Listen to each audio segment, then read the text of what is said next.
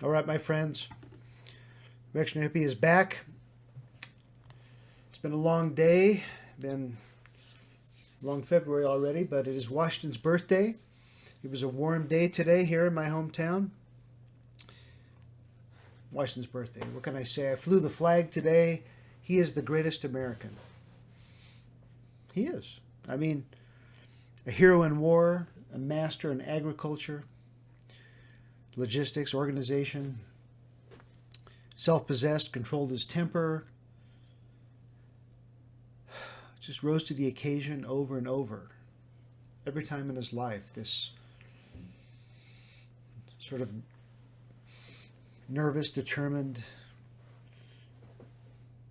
man on the outskirts of colonial aristocratic culture, kind of snubbed by the British. He risked everything, and he bore these incredible hardships for a cause, laid it all on the line. And despite looking non-emotional, you can see the $1 bill, he was an incredibly passionate man with a great temper, and he learned to control it, and he fought so hard to control it. In a group of geniuses, he never claimed to be the smartest around. He deferred to others. But he elevated the best around him and brought them into his circle. They in turn acclaimed him as the indispensable man, the founder of his country. I mean, you think of the men around him and how great they were and how they fell in line and knew only he could lead this country and form this republic. He was the keystone of this enterprise. We might be throwing it away now. We'll see. But what a legacy he built. What a republic he started. Didn't crave power. He just took it when necessary. And like our Cincinnatus, he walked away when it was time to walk away. What a great man. Well, can't talk about Washington all the time. Bore you all. But I will tell you that this past week, I've been working on getting my mom moved. Here in my hometown, we've bought a house for Mom to live in close by here in downtown, and been fixing it up, working hard. My wife is the amazing general contractor in this enterprise. There are many skilled people helping us. I'm one of the subcontractors. I'm involved in demo and legal and finance, and I get to do some of the trim work and get called in on some projects, but I know my limitations. I know what I'm good at, and the general contractor reminds me. But we're getting this house fixed up, and Mom is going to have to leave her house of 43 years, all those memories, and it's a lot of work to pack it up and make decisions and get things moved. But it'll be a great new change. So I was talking to Mom, and my notes here. Mom had been to Bible study. Make sure I get these right here. And we were talking about the subject of her Bible study, and it had been the 7 deadly sins. Good thing to talk about, I guess. And I'll read the list. That's why I called my notes up. Lust, gluttony, greed, sloth, wrath, pride, and envy. Now, even we Protestants who are totally focused on the Bible, we think, respect that the church fathers came up with these 7 deadly sins and the 7 cardinal virtues that oppose them, even though they're not listed verbatim like this in the Bible. And the classic answer, I think, of Christian thinkers, and apparently of my mom's class after talking to her, was that the worst of these 7 deadly sins is pride. Because it's pride that gets in the way, that it's our human stubbornness that keeps us from a relationship with God, keeps us from being open to God's grace and God's love. And I get the force of that argument. But I do think pride is probably, in my view, unorthodox view, not the worst of the 7 deadly sins. I think the worst one is envy. And why is that? It might be the Aristotle in me speaking, but it seems to me pride is the only sin that doesn't have something good to it. Some kernel of goodness, or decency. The other sins are just excesses of something that can be good. I mean, if you look at lust, there's nothing wrong with a longing, with an eros for someone else. And have that energy, that drive. Just when it goes too far, it becomes lust. Gluttony, enjoying the things of life, good food and drink, that's good, but too much is not good. Greed, well, you need to be responsible. You need to pay attention to material things, but making them your master is not a good thing, but there's a kernel of goodness in that. Sloth, yeah, that's bad, but leisure, stepping back from work at the right time, yeah, there's a good element to that. Wrath, being controlled by your anger and your passions, not good, but having spirit and be able to fight back and dig in at the right time, that's good. Pride, yeah, I know, gets in the way if you put yourself above everything, but you can't be self-abnegating. You have to have some pride in yourself, some self-worth. Envy. What's good about envy? What's good about looking at something better or more beautiful than you are and hating it? I don't know what the good part of envy is. Maybe jealousy or wanting something that someone else has because you want that thing. There's maybe something good to that, but envy just seems to be cutting it down, taking it away from someone else. So I don't like that one. The funny thing is, right after talking to Mom, I ran into this amazing essay by a writer I admire very much. This is a man named David Goldman, and he is definitely an oracle and a polymath for our age. You might have seen him. He writes in the Asia Times, other outlets like PGA Media. Used to be read under the nom de plume of Spengler. And this short piece was about the cancel culture's witch hunt against classical music. I don't know what to say. I mean, there are many classical musicians who uphold the best practices and best parts of that tradition. And he was writing about a unique character named Professor Philip Ewell. Teaches at Hunter College. Teachers might be generous. This Professor Ewell rails against the whiteness and the racism and the exclusivity of classical music.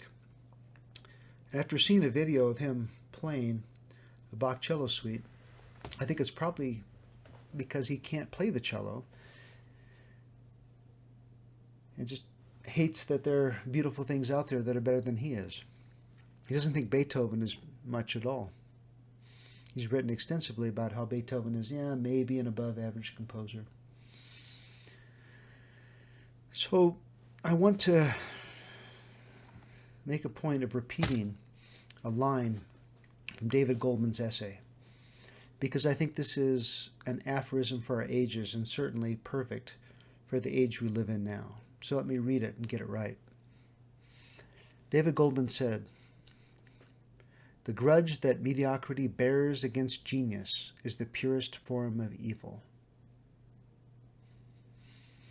I know there are other candidates, but that's exactly what we see around us now. The rise and reign of envy. Our current elites, the people who run our institutions and make all our judgments for us, I mean, I've met them. They're people who take tests well and kiss ass well and have these networks around them, use those networks to rise to power and make sure they stay in power. They're talented, but they're not that talented. And right now they're not performing very well. You can see our institutions collapsing. Whether it's a power grid in Texas or the performance of our schools or the nervousness as we realize the world is changing and America is not up to the task right now. They're smart enough to know that, I think, though. Well, they're nervous about it, and they're envious of genius when they see it. The people in charge now don't want genius. They don't want a challenge. And so their envy takes two forms. They want to shut out the best and brightest around us now and in the future because they don't want to challenge their position. But they also want to destroy memory of a beautiful and better past. They want to attack the good and beautiful and heroic and mighty of the past, because if we actually were to look back at that and know what we had in us, they would look puny and pathetic by comparison. We can't have that. And that's why we have Professor Ewell. Well, he can't bear to hear a Beethoven symphony or a Bach cello suite played well because they're an approach to his puniness and his smallness and his ugliness. And thus also the people who run our lives right now. They want the inward navel-gazing of identity politics. They want that to be imposed on our culture and the people around us. Because those people just focus on themselves and then react against what they see around them that isn't what they see when they look inside. They lash out at anyone who wants to point to something greater and sublime. They're envious of truth and beauty and calm acceptance and natural humanity. And we get these social media campaigns. We get things foisted on us in television and media. These hideously unfit, ugly people who lecture us on what public health really is. These confused people who should be pitied, not hated, but they lecture us on what sex and gender norms are when they are incredibly confused. We have these childless harpies and impotent weaklings who tell us how families should be when they don't have any of their own. We have people who moved to this country from failing countries and cultures who decide to lecture us on our own failures.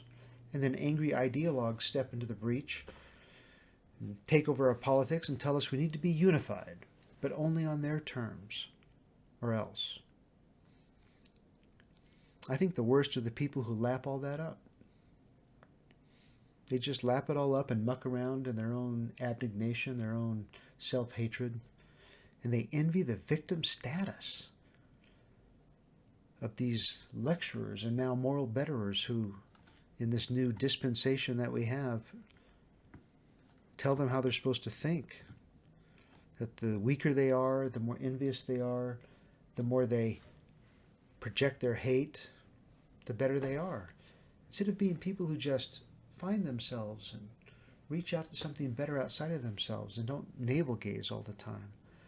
I mean, in this world, if you're kind and calm and good, and you're happy to be a man or a woman or a husband or a father or a mother, yeah, or a sister or brother, son or daughter, just glad that you're in life and in relationship with these people, well, then you're somehow an object of envy for people that don't have that.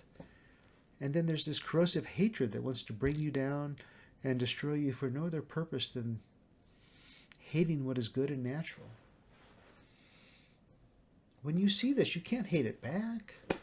You can't be filled with hate or envy, but you have to marvel and say, why is the world this way? Why are they attacking things that are good and normal? Why is there so much hate that they have to project it out and ruin other things? Well, I bring it up not because I enjoy it or I think it's a good thing or I'm happy to talk about it, but because if you understand why perverse things are happening all around us, you need to know what spirit reigns in our times. I mean, you have to look around and see.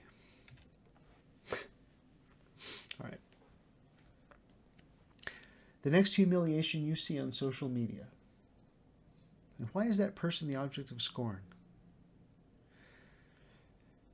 All these manifestly worse people get a free pass, but someone who makes a mistake or says the wrong thing gets humiliated and destroyed. Why? Maybe it's because envy is the worst of the 7 deadly sins and is in the driver's seat right now.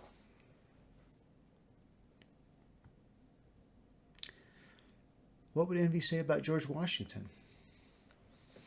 Hey, did your kids come home from school or from their time on their screens and talk to you excitedly about George Washington on his birthday today? No?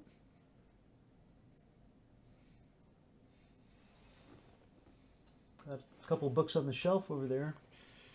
Classic reactionary hippie trope to lean over and think about these books that have sustained him. Envy has no place for excellence of a man like Washington. And so why shouldn't his statues be toppled? Why shouldn't his memory be erased? Your children don't hear of him, the statues will be knocked down. Well, we live in this time. It's going to be like this for a while.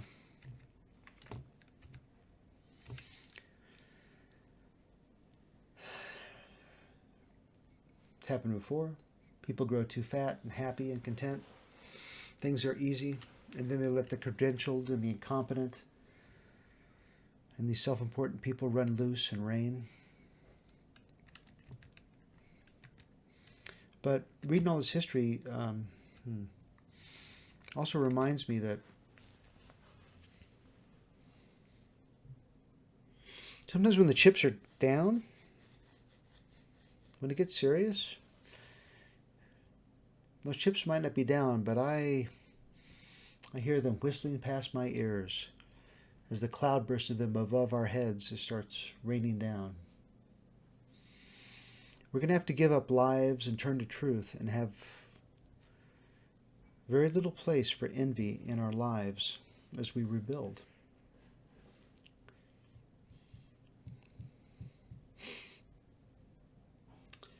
Well, friends, cheerful note, right?